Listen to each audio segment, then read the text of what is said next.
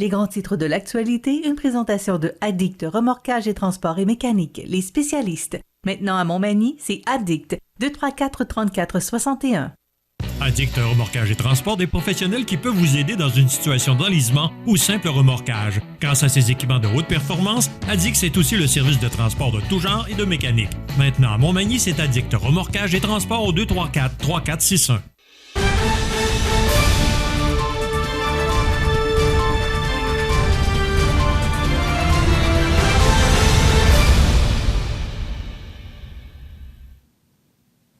Alors, avant de passer au grand titre de l'actualité, j'ai annoncé que le tirage aurait lieu mardi prochain pour la pouponnière, mais comme on sera en période de vacances, alors que la programmation sera toute présentée et enregistrée d'avance, le tirage pour la pouponnière aura lieu le mardi, le 9 août. On vous l'avait annoncé mardi. Alors, voilà, donc, pour tous les bébés, les petits poupons de la semaine, on annoncera le tirage du certificat cadeau de 25 $ offert par votre Jean Coutu le mardi 9 août, alors qu'on reviendra à la programmation normale le lundi 8 août. José Soucy, bon matin. Bon matin, Michel. José, d'abord, on va jaser des démarches qui sont entreprises afin de nommer la piste d'athlétisme de l'école Louis-Jacques Cazot, la piste Denis Boulay. En passant, José, on a reçu Michel Lamarche la semaine dernière, justement, pour venir nous en parler. Michel, qui a fondé le club L'Avironde en 1976, il est venu nous parler parce que moi, je supporte cette démarche-là. Michel est venu nous raconter les tenants et les aboutissants de son initiative. Mais c'est long, ça fait 8 mois qu'il travaille là-dedans. Il a fait une lettre ouverte dans le journal Loi-Blanche. Il ne s'est rien passé, il n'y a pas eu de débouché. Et là, il a décidé de prendre le taureau par les cornes. Alors, il a communiqué avec nous, il est venu en entrevue ici. Il a rencontré des gens qui s'impliquent maintenant avec lui pour faire le nécessaire, pour faire bouger les choses. Et là, notre journaliste José Soucy, qui lui, n'écoutant que son courage, a sorti un texte pour appuyer la démarche de Michel Lamarche. Oui, c'est parce que la semaine dernière, on m'en a reparlé de nouveau suite à l'entrevue que Michel a donnée à CMA TV. Puis, je pense que je trouvais que, personnellement, je trouve que c'est important là, de rendre hommage à ceux là, qui nous ont précédés parce que souvent, on les oublie.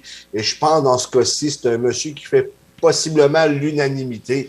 Il semblait très apprécié. Moi, je ne l'ai pas connu. On comprend que je ne suis pas originaire de Montmagny, mais quand même, les témoignages que j'ai obtenus le concernant, c'était toujours positif. Et d'ailleurs, ce texte-là a énormément roulé sur les réseaux sociaux, sur le Facebook de CMA TV. Et on avait une pléthore de commentaires positifs là, de gens qui affirmaient haut et fort qu'ils étaient d'accord avec la démarche en question. Ça reste à suivre. Je pense que c'est dans les mains de l'école Louis-Jacques Cazot et du Centre de services scolaires de la Côte-du-Sud. Mais je pense qu'à un moment donné, on devrait se dégourdir un peu pour rester poli et rendre hommage à ceux qui nous ont précédés, nos pionniers, même si cet homme-là n'a pas fait de la Ligue nationale, on comprend, là, il a été très important pour le développement du sport localement, pour les bonnes et les saines habitudes de vie. Et dans ce sens-là, je pense qu'on devrait lui rendre hommage. Écoute, José, moi, j'ai connu Denis parce que Denis m'a enseigné en secondaire 1 à l'éducation physique. Michel Lamarche m'a enseigné de mémoire secondaire 9 ou secondaire 9? Secondaire 2, secondaire 3. T'as resté longtemps. Dans le temps, on disait 9e et 10e année. On ne disait pas secondaire 1 et 2, là, mais ces deux professeurs-là m'ont enseigné. Et moi, j'ai connu Denis Boulay personnellement. Je l'ai eu comme professeur, mais aussi, c'est un bonhomme qui s'est grandement impliqué, qui était près des gens, qui s'est impliqué, tournoi Pee-Wee, tout ce qui sentait le sport, Denis s'impliquait là-dedans. C'est très légitime ce que Michel Lamarche demande. Je comprends pas, là. Écoute, je ne sais pas pourquoi c'est si long de la part de l'école Cazot ou encore du Centre de services scolaires. Est-ce que c'est un précédent? Je ne le sais pas. De nommer un endroit à un ancien professeur. Il y a une salle à Montmagny, la salle de l'école Beaubien, qui porte le nom de Pierre Côté, qui m'a enseigné aussi en 7e année. Pierre Côté qui s'est grandement impliqué aussi au niveau de son école. Et le nom de la salle, le nom du gymnase, la salle de l'école Beaubien, porte maintenant le nom de la salle Pierre Côté. Et moi, je suis tellement d'accord avec ça qu'on reconnaisse des gens qui ont donné. Tu sais, José, on peut en parler, là. L'Aréna de Montmagny, Je ne sais pas où on en est avec ce projet-là, mais il était question de donner le nom d'un aréna. Pourquoi, si aujourd'hui on appelle ça le Centre Vidéotron ou dans le temps le Colisée Pepsi, il y a beaucoup d'arénas au Québec qui portent le nom de joueurs de hockey qui ont été, qui sont natifs des endroits où maintenant l'aréna porte leur nom. Oui. Pourquoi, José, ça fait 8 mois que Michel Lamarche fait la démarche, rien, rien. Ben, je veux dire, ça traîne toujours dans ces dossiers-là. Souviens-toi, on a parlé de l'aréna de Montmagny. On a également parlé peut-être de nommer une salle du nouveau pavillon communautaire, une salle Rémi Langevin ou peut-être l'aréna Jean-Claude Croteau. Et ça traîne tout le temps. Je ne sais pas pourquoi. Moi, c'est évident que si j'étais un élu, une des choses que je ferais en premier lieu, c'est de rendre hommage à ceux qui nous ont précédés.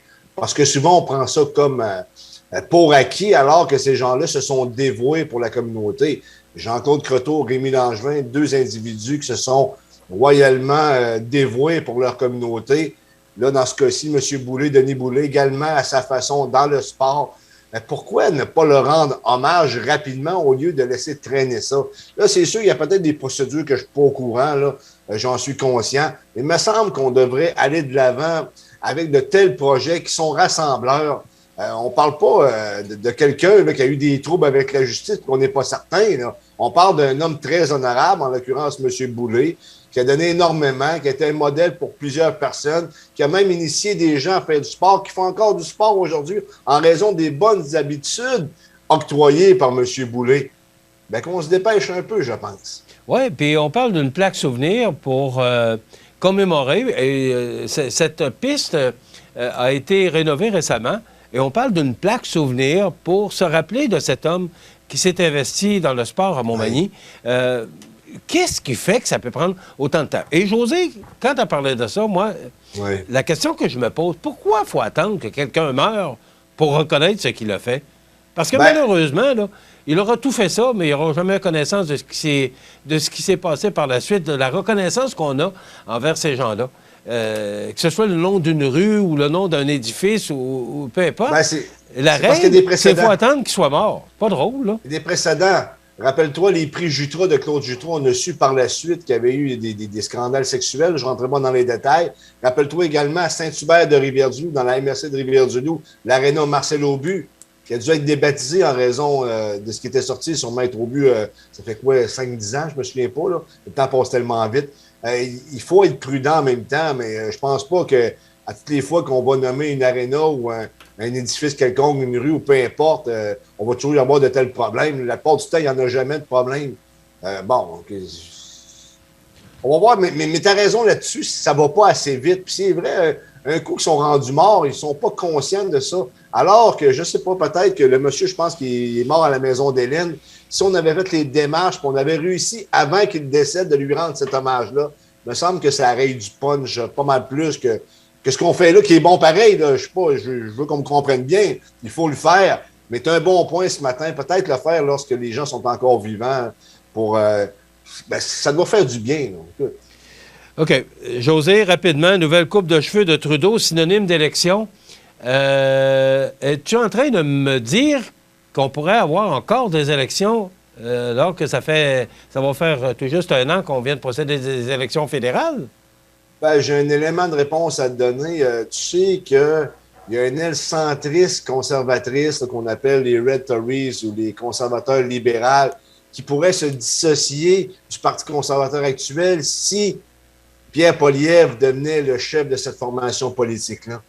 Ça veut dire qu'on diviserait le vote. Et si on divisait le vote de la sorte, ça pourrait donner le champ ouvert, si on veut, pour le premier ministre Trudeau pour se faire élire et peut-être même majoritaire, parce que le vote va être divisé. C'est juste de la stratégie politique en réalité. Je ne dis pas que c'est ce qui va arriver, mais les rumeurs sont fortes parce qu'on s'attend que Pierre Poilievre passe fortement, mais ça diviserait l'actuel parti conservateur et on deviendrait peut-être à l'époque du Parti progressiste conservateur et de l'Alliance canadienne dans quelque chose de similaire à ça.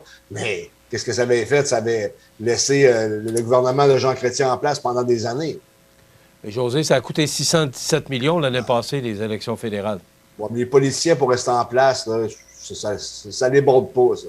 Il est plate, mais c'est ça.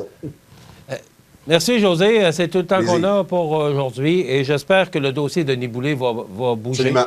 J'espère qu'avec notre intervention, ça va inciter les gens de la commission scolaire ou encore de l'école CASO à bouger dans ce dossier-là. Ça complète notre émission pour aujourd'hui. Je vous invite à être des nôtres demain pour notre dernière journée alors que les vacances s'en viennent à grands pas. Passez une belle journée. Attention, il y a une alerte météorologique pour cet après-midi, orage fort. Bonne journée.